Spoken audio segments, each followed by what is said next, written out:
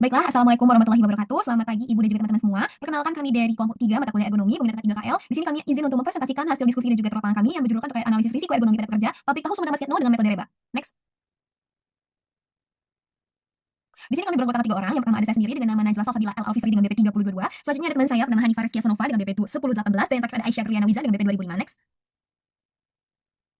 Baiklah, untuk pengawalan, mari kita masuk saja ke latar belakang dari penelitian ini, yaitu adalah manusia merupakan unsur utama dalam proses produksi, dan manusia itu berhubungan langsung dengan alat-alat produksi yang mereka gunakan. Hubungan antara pekerja dan juga proses kerja yang baik dapat mempengaruhi produktivitas kerja, bahkan kualitas kesehatan dari pekerja itu sendiri. Menurut dari Health and Safety Authority atau HSE, menyebutkan jika laporan kasus kecelakaan kerja, 32% adalah cedera muskuloskeletal disorder atau MSDS dari aktivitas angkat beban yang diperparah dengan postur kerja yang tidak ergonomis. Salah satu faktor mengapa para pekerja itu tidak melakukan postur kerja yang ergonomis, itu adalah tidak diberikan edukasi dan juga pengawasan ketiga, terutama pada sektor usaha informal. Nah, kami juga telah mengumpulkan beberapa data. Yang pertama ada data dari WHO tahun 2017 yang menyatakan jika sektor informal menyumbangkan 37% penyakit kronis dari muskuloskeletal disorder yang menyebabkan kematian 12 juta orang di negara berkembang. Selanjutnya ada OSHA juga menyatakan dalam penelitiannya jika sekitar 35,4% pekerja setuju jika pekerjaan sangat berhubungan dengan kondisi kesehatan mereka. Dengan laporan kasus sebanyak 24,7% pekerja melaporkan mengalami rasa sakit di bagian punggung. Selanjutnya ada juga survei dari Occupational Injury and Illness tahun 2018 menyatakan jika kasus MSDS mengalami peningkatan 7 tahun terakhir sebanyak 577.540 kasus, dan menurut Riskesdas tahun 2018 prevalensi dari kecelakaan MSDS atau kejadian MSDS di Indonesia lebih banyak terjadi di pedesaan yaitu sebanyak 7,43% dibandingkan dengan perkotaan 6,78%. Selanjutnya,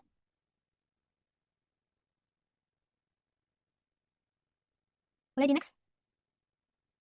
Baiklah, di sini tadi kita telah membahas jika sektor non formal merupakan penyumbang terbanyak dari kecelakaan kerja terutama di MSDS, maka dari itu kami memilih pabrik tahu sebagai objek penelitian kami. Mengapa pabrik tahu? Karena pabrik tahu merupakan salah satu kategori dari usaha sektor informal. Nah, di Kota Padang sendiri kami memilih pabrik tahu Mas Yatno, di mana hasil observasi awal yang telah kami lakukan, kami menemukan beberapa hal. Yang pertama adalah proses produksi tahu sebagian besar masih manual dan aktivitas angkat angkut itu masih manual atau bisa disebut dengan manual material handling. Selanjutnya adalah sebagian besar pekerja itu melakukan aktivitas angkat angkut dengan postur kerja yang tidak ergonomis dan tidak menggunakan alat bantu sama sekali. Dengan beban yang mereka pikul itu cukup banyak, itu sekitar 9 sampai 40 kilo. Selanjutnya adalah penggunaan APD yang minim. Kebanyakan pekerja itu hanya menggunakan sepatu bus dan juga selamat dan terkadang tidak berkorelasi dengan jenis pekerjaan yang mereka lakukan. Selanjutnya adalah kondisi lantai yang licin dan berbuih karena drainase yang buruk serta pekerja mengeluh sakit di seluruh tubuh dan juga tidak adanya program ketiga yang efektif. Next.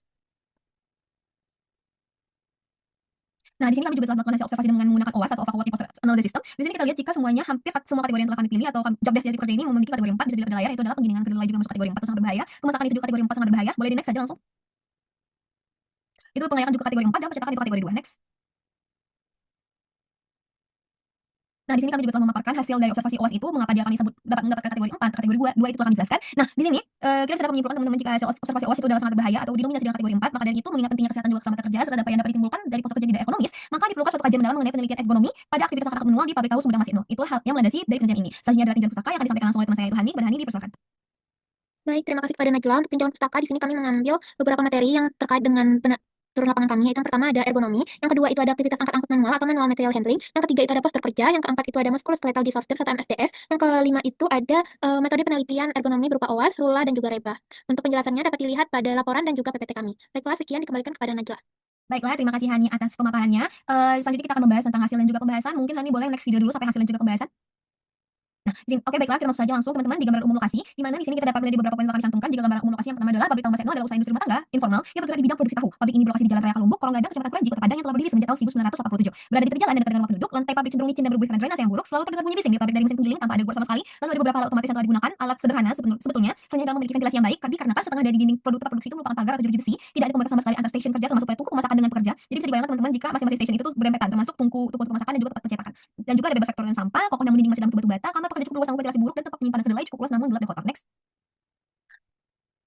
Selanjutnya ini ada beberapa poin penting dari survei yang telah kami lakukan, di mana para pekerja di pabrik tahu ini berjumlah 4 orang dan semuanya laki-laki. Jam kerja itu dimulai pada pukul 2 dini hari untuk proses perendaman kedelai dan dilanjutkan pada pukul 6 pagi untuk proses produksi sampai dengan pukul 4. Namun ini masih bersifat kondisional jika adanya pesanan. Terus tenaga kerja di sini berusia rata-rata 17 sampai 50 tahun dengan pekerja paling lama itu 10 tahun dan pekerja paling sebentar itu ada 6 bulan. Teman-teman juga bisa melihat gambar pada layar dapat menunjukkan lokasi dari pabriknya. Selanjutnya ada tahapan kerja dan juga program pencegahan ketiga, di mana tahapan yang pertama adalah penerimaan bahan baku dan juga perendaman. Penerimaan bahan baku itu dilakukan dalam rentang waktu jam 12 malam sampai jam 2 pagi dengan loading barang itu sebanyak 1 ton atau 1000 kilo. Nah, loading barang ini juga berasal dari pemasok kedelai lokal dan juga loading barang ini dilakukan setiap hari di setiap malamnya. Nah, pada proses ini tidak ada APD yang digunakan sama sekali dan para pekerja mengangkat karung kedelai dengan berat plus minus 50 kilo secara manual. Itu adalah penggilingan kedelai. Proses penggilingan ini dimulai pada pukul 6 pagi setelah kedelai direndam, membesar dan juga lembut. Jadi ini digiling untuk menghasilkan bubuk kedelai. Pekerja akan memasukkan secara manual ke dalam penggiling dari drum perendaman yang beratnya sekitar 30 sampai 40 kilo dengan ketinggian tempat penggiling sekitar 140 cm dari lantai. Yang ketiga adalah pemasakan dan juga perebusan, di mana bubuk kedelai yang telah digiling diangkut ke tempat perebusan dan diangkat ke dalam wajan yang tingginya sekitar 100 cm dari lantai. Dan di proses pemasakan ini juga memakan waktu yang lama, ketelitian dan juga lebih berisiko terkena uap. Yang keempat adalah pengayakan, di mana proses ini telah sebagian besar menggunakan alat otomatis atau alat sederhana. Di mana rangkaian alatnya itu yang pertama adalah penyedotan dari tungku dan juga pengayak otomatis. Namun di dalam aplikasinya tetap membutuhkan tenaga manusia untuk proses angkat angkut, pemerasan maupun untuk pengaitan kail kain untuk pengayakan. Yang kelima adalah pencetakan. Ini merupakan proses terakhir di mana sebelum masuk pencetakan ini ada proses lagi, yaitu saripatinya itu dimasukkan ke dalam tungku atau di dalam drum tidak dimasukkan cairan koagulan atau penggumpal. Nah, cairan koagulan itu dapat berupa cuka ataupun zat-zat kimia lainnya guna untuk memisahkan sari dan juga pati dari tahu tersebut. Pati akan dimasukkan ke dalam cetakan dan cetakan itu akan ditekan dengan beban sebesar 60 kilo untuk memadatkan tahu. Lalu akan masuk ke proses pengemasan dan juga pemotongan. Next.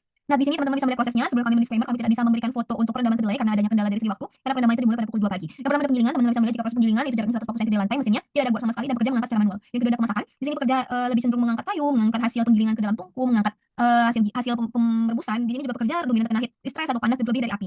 Yang selanjutnya ada pengayakan. Di sini teman-teman bisa melihat jika proses sebenarnya telah menggunakan alat, namun masih tetap menggunakan tenaga manusia sebagai pedoman inti dalam pengoperasiannya. Yang pada gambar pertama teman-teman bisa melihat jika ada bapak yang sedang mengaitkan kailnya, mengangkat kailnya ke atas agar bisa diayak, meras dan juga mengangkut. Yang kepada pencetakan, yang dalam pencetakan ini juga teman-teman lihat pencetakannya itu dengan berat 20 kilo dan juga beban digunakan adalah 60 kilo. Next. Di sini teman-teman juga bisa melihat dari ergonominya. Next, Hani. Risiko program pencegahan ketiga sebenarnya kami dapat menyimpulkan jika program ketiga di sini belum terlalu bagus. Sebelumnya, Hani.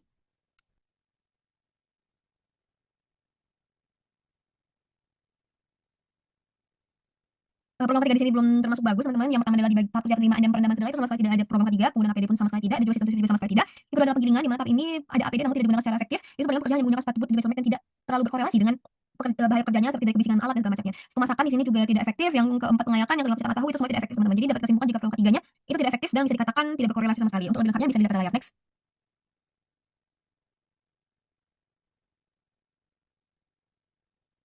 Nah, di sini ada identifikasi bahaya dan juga risiko ergonomi. Di mana teman-teman bisa melihat langsung pada layar. Yang pertama adalah pada tahap kerja penerimaan dan perendaman, bahaya ergonomi utama itu adalah mengangkut kedelai dengan berat 60 kilo sebanyak 1 ton. Selanjutnya adalah posisi punggung membungkuk dan juga memutar, ada frekuensi pengangkatan tinggi. Risiko ergonomi ada dari punggung bagian bawah, cedera otot, kelelahan fisik, dan juga risiko hernia. Yang kedua adalah penggilingan, di mana bahaya utama adalah mengangkat drum kedelai dengan berat 30 sampai 40 kilo, mengangkut beban dari drum yang letaknya rendah dengan posisi membungkuk, dengan ketinggian mesin adalah plus minus 140 cm, jarak pengangkutan plus minus 5 meter, paparan kebisingan tidak ada gua pada mesin. Risiko ergonominya adalah nyeri pada bahu, leher punggung atas, cedera rotator cuff, gangguan pendengaran, kelainan otot lengan dan punggung, risiko terjepit terjadi mesin. Yang ketiga adalah pemasakan, di mana bahayanya adalah pekerja berdiri dan mengaduk, paparan panas, paparan uap, paparan asap, api yang tidak terkontrol, tidak ada apar, tidak ada APD, tidak ada pembatasan antara tungku dan juga pekerja. Risikonya adalah luka bakar, gangguan pernafasan, kelelahan otot, nyeri pada leher, stres dan juga risiko kebakaran. Yang keempat adalah pengayakan, di mana prosesnya adalah mengangkat beban dengan tinggi 140 cm, mengangkut ampas kedelai dengan berat 10 kg, memasang kain saring kepada kail, tidak ada APD digunakan. Cederanya adalah cedera bahu, leher dan juga kelelahan otot. Next. Selanjutnya adalah pencetakan, di mana pencetakan itu bahaya dapat dilihat pada layar. Teman-teman mengangkat cetakan tahu dengan berat 20 kilo, mengangkat beban, maaf ada ralat di sini ada pemberatnya itu ada 60 kilo, kondisi lantai licin dan juga berbuih, tidak ada nyala bantu dan juga pemotongan tahu masih manual. Bahayanya adalah low back pain, cedera punggung, difut terpleset, luka iris, kelelahan dan juga gangguan MSDS. Nah, maka dari itu dasar pemilihan metode pengukuran yang risiko yang kami gunakan adalah REBA atau Rapid Entire Body Assessment. Mengapa sih kami memilih REBA ini sebagai alat kami? Itu adalah dikarenakan kesesuaian metode ini dengan kondisi pekerja yang ada. Pekerja didominasi dengan aktivitas yang variatif melibatkan seluruh anggota tubuh bagian atas maupun bagian bawah. Metode dari REBA kami pilih karena memberikan opsi untuk menilai keseluruhan beban pekerja dan beberapa komponen tambahan seperti penilaian seperti ketika badan memutar, miring dan lain-lain. Sehingga dapat disimpulkan jika metode REBA merupakan metode paling efektif dan juga paling pas pada jenis pekerjaan ini. Next. Selanjutnya itu adalah bagian hasil dan juga pembahasan yang akan dijelaskan oleh teman saya yaitu Hani dan juga Aisyah. Kepada Hani dan Aisyah dipersilakan. Baik, terima kasih kepada Najla. Selanjutnya itu kita akan membahas mengenai hasil interpretasi pekerja di pabrik tahu ini. Jadi kami menilai 4 orang pekerja dan seperti yang telah dijelaskan tadi metode yang digunakan itu adalah reba. Dan dalam worksheet rebanya itu tubuh pekerjanya itu dibagi jadi dua. Ada tubuh bagian A yang terdiri dari neck, trunk, and leg, dan tubuh bagian B yang terdiri dari upper arm, lower arm, and waist. Dan masuk ke pekerja pertama yang bernama Bapak Sugitno dan berusia 48 tahun. Untuk tubuh bagian A itu dapat dilihat derajat kemiringannya untuk neck itu 25 derajat ke depan dan diberi nilai plus 2. Untuk trunknya itu derajat kemiringannya itu ada 28 derajat ke depan dan diberi nilai 3, dan untuk legnya itu dapat dilihat bahwa kaki bapak ini lurus sehingga diberi nilai 1.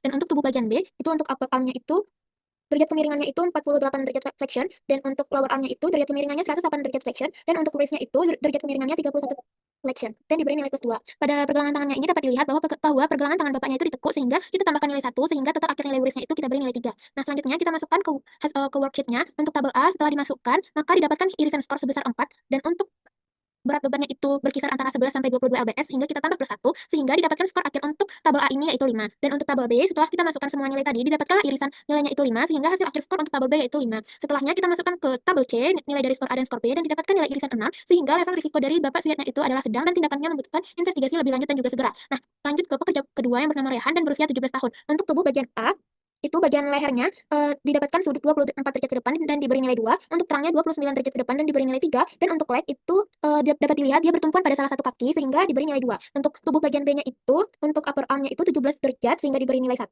untuk lower arm-nya itu 122 derajat sehingga diberi nilai 2, dan untuk waist-nya itu didapatkan sudut 37 derajat sehingga diberi nilai 2. Nah, setelahnya kita masukkan ke worksheet-nya. Untuk tabel A, setelah dimasukkan semua nilai, didapatkan nilai irisan 5, sehingga skor akhir untuk tabel A yaitu 5 karena berat bebannya itu di bawah 11 lbs. Untuk tabel B, setelah dimasukkan semua nilai, didapatkanlah irisan sebesar 2, sehingga hasil akhir skor untuk tabel B yaitu 2. Setelah didapatkan hasil dari tabel A dan tabel B, kita masukkan ke tabel C, sehingga didapatkan nilai irisan akhir 4. Dan untuk aktivitasnya, itu ditambahkan 1 karena gerakannya diulang dalam waktu lebih dari 4 menit. Sehingga skor akhir leba dari pekerja Rehan ini adalah 5, dan itu termasuk pada level risiko sedang dan membutuhkan tindakan investigasi lebih lanjut dan juga segera. Nah, untuk pekerja 3 dan 4 akan dilanjutkan oleh rekan saya, Aisyah. Kepada Aisyah dipersilakan. Baik, selanjutnya untuk pekerja 3, yaitu yang berinisial Man, berusia 50 tahun. Kemudian untuk tubuh bagian A-nya, setelah dihitung, pada segmen A ini terdapat leher, terang, dan juga leg. Untuk leher itu, Pak Man ini maju ke depan 40 derajat sehingga skor awalnya plus 2, dan di adjust plus 1 karena miring ke samping. Selanjutnya, untuk terang, itu 45 derajat ke depan sehingga skor awalnya plus 3, dan di adjust plus 1 karena miring ke samping. Selanjutnya untuk kaki, itu karena dia berdiri pada permukaan tumpuan yang tidak stabil, dengan sudut tekuk kaki 22 derajat sehingga skornya yaitu plus 2. Untuk tubuh bagian B, yaitu yang pertama ada upper arm atau lengan atas, di mana terdapat 23 derajat menekuk, sehingga skor awalnya itu plus 2, dan plus 1 karena baunya terangkat, sehingga skor akhirnya itu plus 3. Untuk lengan bawahnya itu 75 derajat, sehingga dapatkan skor awalnya plus 1, dan untuk pergelangan tangan itu 15 derajat menekuk, sehingga dapatkan skor plus 1. Setelah diukur derajatnya tadi, dimasukkan ke dalam worksheet. Yang pertama untuk worksheet pada segmen A, di mana didapatkan irisan itu angka 7, dan ditambahkan sebesar plus 2 karena beban yang diangkut berkisar lebih dari 22 lbs, sehingga dapatkan skor akhirnya itu sebesar 9 pada tabel A. Kemudian untuk hasil penilaian di segmen B, itu didapatkan irisannya sebesar 3, kemudian ditambahkan dengan plus 2 karena beban yang diangkut tidak memiliki pegangan. Pegangan tangan yang dapat diterima, sehingga dapatkan skor akhir sebesar 5 pada tabel B. Kemudian kita masukkan angka tadi ke dalam tabel C dan dapatkan irisan 10, sehingga level risiko dari pekerja 3 itu adalah 10 dengan level risiko tinggi dan diperlukan tindakan perbaikan sesegera mungkin. Lanjut untuk pekerja 4, yaitu nama Mamet, berusia 23 tahun. Untuk Mamet ini, pada lehernya itu 30 derajat ke depan, sehingga dapatkan skor awal plus 2, dan di adjust plus 1 karena leher miring ke samping. Kemudian untuk tubuhnya itu 27 derajat ke depan, sehingga dapatkan skor plus 3, dan untuk kaki itu tertopang seimbang dengan sudut tekuk kaki 15 derajat, sehingga dapatkan skornya itu plus 1. Untuk bagian tubuh B, bagian lengan atas itu 24 derajat menekuk, sehingga dapatkan skornya itu plus 2. Kemudian lengan bawah itu didapatkan derajat 73 derajat, sehingga dapatkan skor plus 1. Dan untuk pergelangan tangan itu 56 derajat menekuk, sehingga skor awal itu plus 2, dan ditambah 1 karena pergelangan tangan ditekuk. Kemudian dari hasil skor tadi kita masukkan ke worksheet. Yang pertama untuk segmen A, tubuh bagian A, di mana dapatkan hasil irisan itu 5, dan ditambah 1 karena beban yang diangkut berkisar antara 11 sampai 22 lbs, sehingga dapatkan skor akhir sebesar 6 pada tabel A. Untuk tubuh bagian 2 atau tubuh bagian B, didapatkan irisan itu angka 3, kemudian hasil skornya tetap 3. Selanjutnya dimasukkan ke tabel C dan didapatkan irisan 6. Hasil irisan dari kedua skor ini 6, sedangkan untuk skor aktivitas itu ditambah 1 karena gerakan diulang dalam waktu lebih dan lebih dari 4 menit, sehingga dapatkan skor akhirnya itu 7 dengan risiko sedang dan perlu tindakan perbaikan. Untuk pembahasan, yang pertama hasil reba menunjukkan tingkat risiko sedang hingga tinggi pada seluruh aktivitas kerja bagian produksi tahu. Kemudian postur kerja umumnya membungkuk, menunduk, dan pergelangan tangan menekuk menandakan posisi kerja yang tidak ergonomis. Risiko utama yang dapat terjadi itu ada nyeri punggung bawah, bahu, pergelangan tangan, dan lutut akibat tekanan statis dan beban berlebih. Selanjutnya, aktivitas berulang tanpa alat bantu berpotensi menimbulkan muskuloskeletal disease dan menurunkan produktivitas kerja. Pekerja yang berusia lanjut lebih rentan terhadap cedera karena penurunan kekuatan otot dan elastisitas sendi. Kemudian diperlukan perbaikan postur dan penerapan prinsip ergonomi untuk mencegah gangguan kesehatan dan meningkatkan keselamatan kerja.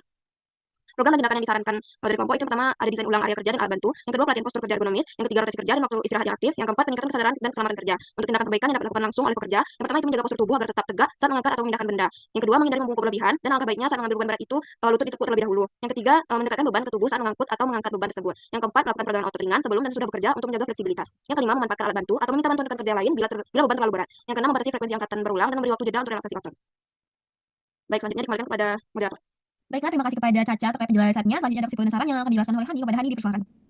Terima kasih kepada Najla. Untuk kesimpulannya, yaitu pertama, berdasarkan hasil pengamatan dan juga analisis menggunakan metode Rapid and Type Assessment atau REBA, seluruh aktivitas kerja di pabrik tahu Mas Yatna ini memiliki tingkat risiko ergonomi yang tergolong sedang hingga tinggi. Aktivitas utama seperti pengangkatan karung kedelai, pemindahan bubuk kedelai, perebusan, pengayakan, hingga pencetakan tahu dilakukan secara manual tanpa alat bantu dengan postur tubuh yang tidak ergonomis. Yang kedua, itu postur kerja dominan yang ditemukan meliputi punggung bungkuk, leher menunduk, serta pergelangan tangan ditekuk. Posisi ini menyebabkan ketegangan otot pada punggung, bahu, dan juga leher, serta meningkatkan risiko low back pain, carpal tunnel syndrome, dan juga MSDS. Dan untuk berdasarkan hasil skor REBA, pekerja dengan aktivitas mengangkat ember kedelai ke mesin penggiling menunjukkan risiko tertinggi yaitu 10, sehingga memerlukan tindakan perbaikan segera. Sementara pekerja lain yang melakukan pengangkatan beban sedang hingga berat memiliki risiko skor sedang dengan skor 5 sampai 7.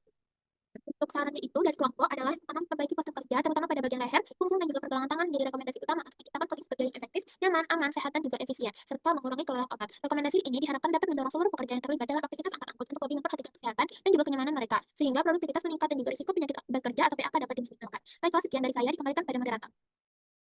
Baiklah, terima kasih kepada Hani atas pemaparannya. Berakhir pula saran dan juga rekomendasi tadi, berakhir pula lah presentasi kita pada hari ini. Sebelumnya, tadi kita telah banyak membahas tentang muskuloskeletal juga dampak ergonomi yang tidak baik di para pekerja pabrik tahu Mas Yatno. Mungkin hanya sekian dari kami, kami mohon maaf jika ada kata maupun perbuatan yang salah. Wabillahi taufiq wal hidayah. Wassalamualaikum warahmatullahi wabarakatuh.